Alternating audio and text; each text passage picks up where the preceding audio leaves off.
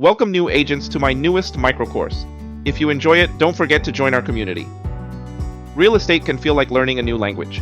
That's why I've created this guide to decode the essential jargon you'll encounter daily.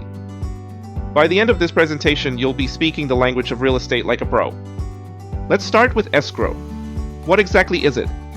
An escrow is a neutral third party that holds funds and documents during a real estate transaction. This ensures a fair and secure process for both the buyer and the seller. You deposit the money into escrow while inspections are conducted and the title is verified to be clear. Meanwhile, the seller knows their payment is secure but won't be released until all agreed conditions are met, such as repairs or necessary paperwork. Once both sides fulfill their responsibilities, the escrow company distributes the funds to the seller and transfers the deed to you. It's like a traffic light, ensuring both buyer and seller follow the law and wait their turns, avoiding collisions in the transaction process. Escrow companies are more common in western states like California. In contrast, many eastern states use attorneys to perform this role. As escrow agents or fiduciaries, they oversee the transaction and ensure all conditions are met before closing. Next up, fiduciary. As a real estate agent, you are a fiduciary. This means you have a legal and ethical obligation to act in your client's best interests, always putting their needs first. It's a position of trust and responsibility. Imagine you're representing a client selling their home. Another agent offers you a bonus for convincing your client to accept their buyer's lower offer. As a fiduciary, it's your responsibility to decline the incentive and focus solely on getting the best price and terms for your client. Likewise, if you discover a structural issue during an inspection, transparency is key. You must inform the buyer immediately and advise them accordingly, even if it complicates the sale. Fun fact: the term fiduciary originates from the Latin word fiducia, meaning trust, reflecting the core principle of this role. Now, let's talk about the earnest money deposit, or EMD. This is a deposit the buyer makes to show they're serious about buying the property. It's typically 1 to 3% of the purchase price, held in escrow, and can be refundable depending on the contingencies. Say you're buying a home for $400,000. You provide an EMD of $8,000, 2% of the price. During the inspection, major electrical issues are discovered, and you decide not to move forward. If the inspection contingency was part of the contract, you're entitled to a refund of your EMD. However, if you back out without a valid reason, the seller might keep it as compensation for taking the home off the market. Fun fact: the concept of earnest money dates back to ancient Roman times, where it symbolized trust in fulfilling a contract. Understanding title ownership and title insurance is crucial. Holding title refers to the legal right to own and possess a property. On the other hand, title insurance protects against any defects or issues with the title that could arise later, safeguarding your client's investment. Imagine buying a house and later finding out there's an unpaid property tax lien from the previous owner. If you have title insurance, the insurer will cover the cost of resolving this issue. Without it, you'd be responsible for handling the debt, even though it wasn't your fault. Title insurance provides peace of mind that your investment is safe from unexpected legal troubles. Fun fact: title insurance originated in the US in 1876 to address the growing complexity of property ownership laws. The chain of title is the complete history of ownership for a property. It traces back to the original owner and shows every transfer of ownership since. This history is important for ensuring clear and legal ownership. Imagine buying a house and later finding out a distant relative of a previous owner claims rights to the property due to a mistransfer in the chain of title. Without a thorough examination of this history, such claims could lead to lengthy legal battles. Title companies meticulously trace this chain before closing, ensuring every lien is properly recorded and valid. Fun fact: in older properties, chains of title can date back centuries, offering a glimpse into the historical journey of ownership. What's a prelim? A preliminary title report, or prelim, as it is commonly known in the industry, is a document from the title insurance company. It reveals any liens, encumbrances, or easements recorded against the property. This helps identify potential issues before closing. Let's say you're buying a property and the prelim reveals an unpaid contractor's lien from previous renovations. Without this report, you might unknowingly inherit the responsibility to settle that debt. Armed with this knowledge, you or the seller can address the issue before closing, ensuring a smooth transfer of ownership. Easements disclosed in a prelim can range from utility company access to quirky historical claims, like a neighbor's right to use a shared driveway. Reviewing a preliminary report is a key skill. Check the property description, review any monetary liens, identify restrictions like easements, and flag anything unusual that needs further investigation. Learning to read prelims protects your clients. Ask your preferred title representative to teach you how to read prelims, because this is very important. Suppose a prelim reveals a utility easement running through the backyard of a home your client is eyeing for a pool installation. This could limit their plans and impact their decision to proceed. By identifying the issue early, you save your client potential frustration and financial loss. A well-examined prelim acts like a crystal ball, helping agents foresee challenges and steer clients toward informed decisions. Title issues. There are several common title issues to be aware of. These include missing heirs, forgery, boundary disputes, and filing errors. Title insurance protects against these risks, so explaining them helps clients understand its value. Imagine purchasing a home, only to discover months later that a previously unknown heir to the property contests the sale, claiming it was their inheritance. Without title insurance, resolving this could require costly litigation. With title insurance, however, the insurer steps in to address the issue, saving you from a financial and legal nightmare. Fun fact: title insurance claims are rare, but when they do occur, the stakes can be incredibly high, making this protection invaluable for peace of mind. Liens are financial claims or legal rights that creditors place on a property to secure debts. Common types include mortgage liens, which ensure repayment of a home loan, tax liens imposed by the government for unpaid taxes, and judgment liens, resulting from court rulings that demand payment. Liens create a legal hold on the property and must be resolved, either paid off or transferred, before the property can be sold. Imagine selling a house and discovering during the escrow process that there's an unpaid tax lien from several years ago. The lien must be cleared before the transaction can close. If left unresolved, it could delay the sale or deter buyers entirely. Addressing liens up front ensures a smooth process for everyone involved.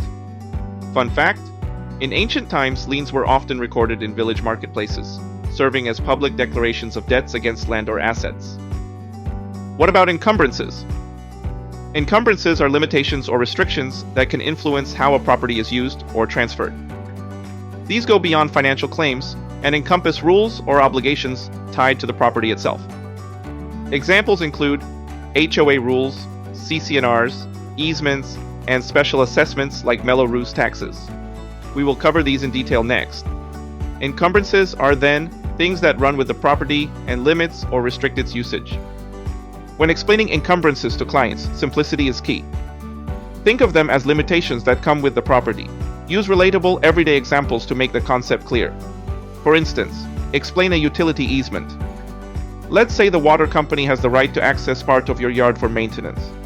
This means you can't build a permanent structure, like a shed, on that spot. By pointing this out, you help them understand. This ensures they make informed decisions about the property. Thus, an encumbrance can be defined as a burden on a property. Now let's talk about easements. Easements grant specific rights of access or use to a property without transferring ownership. For example, utility companies run power lines or water pipes. Access easements give someone the right to cross your property to reach their own, and municipal easements permit cities to maintain sidewalks or drainage systems. Recognizing these is key to understanding who can legally enter or use parts of a property. Example: suppose you buy a home with a driveway easement. Your neighbor relies on this shared driveway to access their property. You can't block or alter the driveway, as it would infringe on their legal rights. Similarly, a utility company with a utility easement can enter your yard to maintain or repair lines, even without your consent. In short, an easement is a right of access. HOA CC&Rs, or Homeowners Association covenants, conditions, and restrictions, are the rulebook of homeowners associations. They outline guidelines for maintaining a uniform appearance and standard in the neighborhood.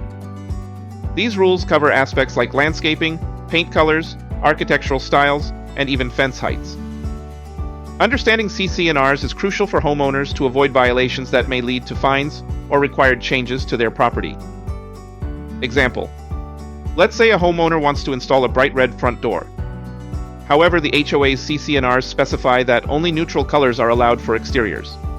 Ignoring this rule could result in a notice of non-compliance, and the homeowner might need to repaint the door at their own expense. By reviewing CC&Rs beforehand, they can save time, money, and potential conflict. Mello Roos taxes. Mello Roos taxes are additional property taxes levied in newer developments to fund essential infrastructure and services like schools, roads, parks, and utilities. The tax amount varies by property and can last anywhere from 1 to 40 years, depending on the agreement. It's critical to disclose these taxes upfront to buyers so they understand the total cost of home ownership. Imagine a family considering a home in a brand new suburban community.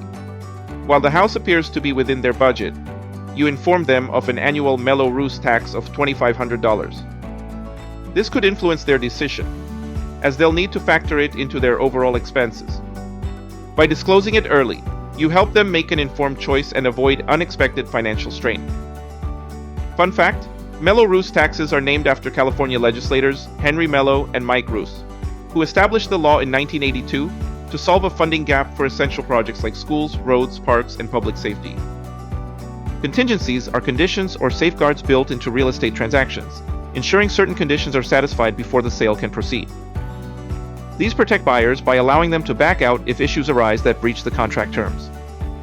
Common contingencies include loan approval, which ensures financing is secured; appraisal, confirming the property's value matches the agreed price; inspections, identifying any structural or safety concerns; title insurance, protecting against legal disputes over ownership; and disclosures, such as CC&Rs, among others. Example: imagine a buyer makes an offer on a home, but during the inspection, mold is discovered in the basement. Since the contract includes an inspection contingency, the buyer can withdraw or negotiate repairs without losing their earnest money deposit. This flexibility shields them from unforeseen complications. Next, the Statement of Information, or SI, is a critical document in the title insurance process.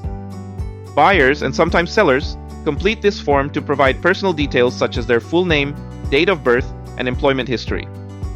This information helps the title insurance company distinguish between the buyer and others with similar names, avoiding potential mix-ups with liens, judgments, or other financial obligations. The SI ensures the title is clear for transfer and guarantees the buyer's rights to the property, all while maintaining strict confidentiality.